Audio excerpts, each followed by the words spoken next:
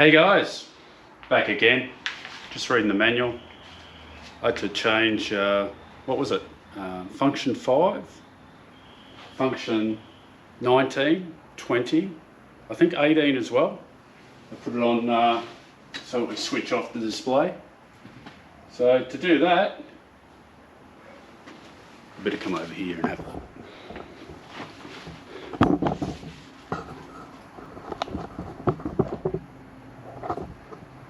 To do that, you need to press this button for a little bit of time. Now, I put it on, number one, I put on SUP, which is solar first, utility first. Now, I'm going to have to change that to battery, but that's how you change those up and down. So to change that, you change over to there, and you adjust to what you want. So you solar first, utilities first, batteries first. So still learning this, but I think solar first is probably the best way to go. Then it'll go off whatever it needs to. From there you go across to there and you go down. Number two is how much charge you'll get. So it's 60 amps. Will be the input charge. On the 3500 and the 5000, they're both the same, 60 amps is max. Now display, I'm not really worried about that. User defined, so you either use user defined, or if you've got your own a battery supplied by the company, it is lithium. So there's user 1 and user 2. So then we fly, so this is number 8 is the output voltage you want. Now to do this you have to be in, I think you have to be in standby mode to actually do the output. So it's 230 here in Australia, or 240, and 50 hertz. All you Americans, use 60 hertz. Why? Most of us use 50. I don't know what the difference is. There's not much. And then we go all the way to number 17. You can turn that off, the alarm, if you want to. I left it on. I enabled the bypass, so it'll go on to normal line voltage if there's a fault, which is probably the best thing you could do. Next one is I think this is the float voltage. I'll double check it for you. I think it's the float voltage. You've got the float and then you've got the other one, the steady voltage. So,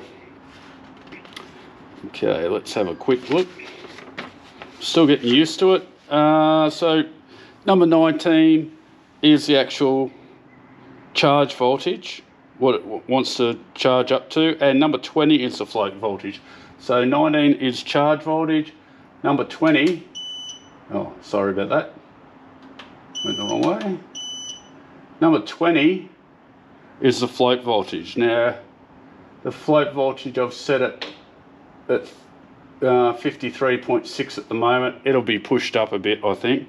I think the float voltage is a bit low, but I will double check that and get back to you. That's what I've got at the moment, 53.6. Now the next one is the cutoff voltage. I don't know other than where it wants to cut off, and it's saying 44 volts. Now I don't like 44 volts. I don't want to cut off too low, but I would rather have a cutoff voltage of, I don't know, 46 max.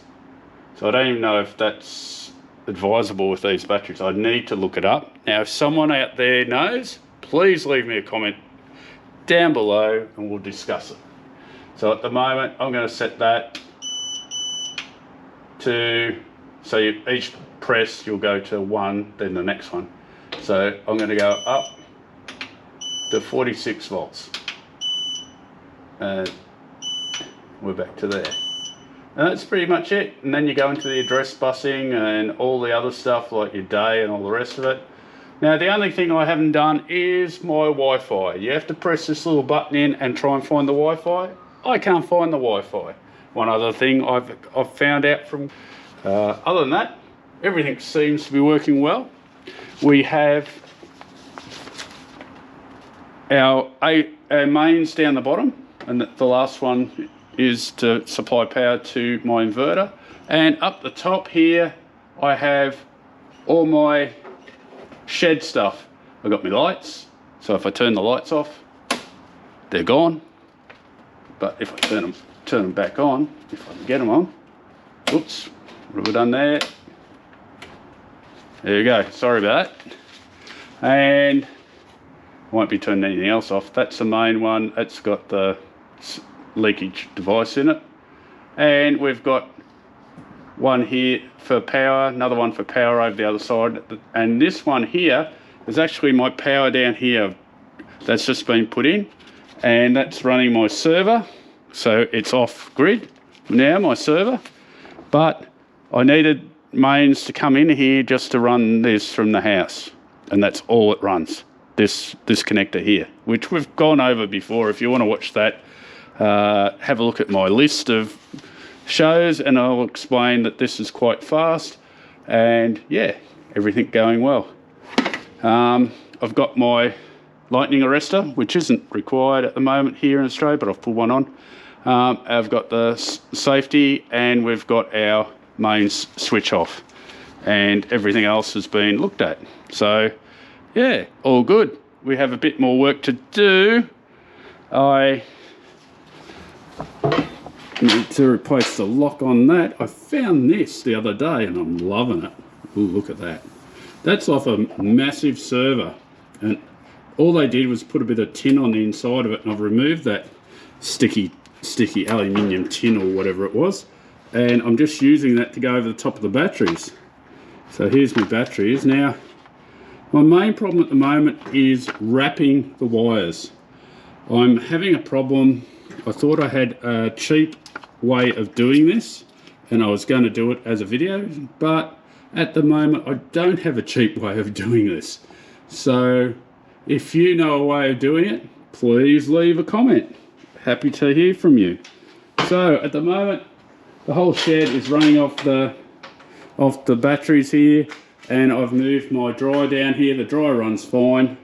I'm going to have to do a load test at some stage. I'm sure you guys will want one. I'll catch you on the next one. Stay cool, stay safe. Have a great weekend coming up, unless it's not the weekend and I'm running this a bit later. And good to see all the subbies that are coming along. Great.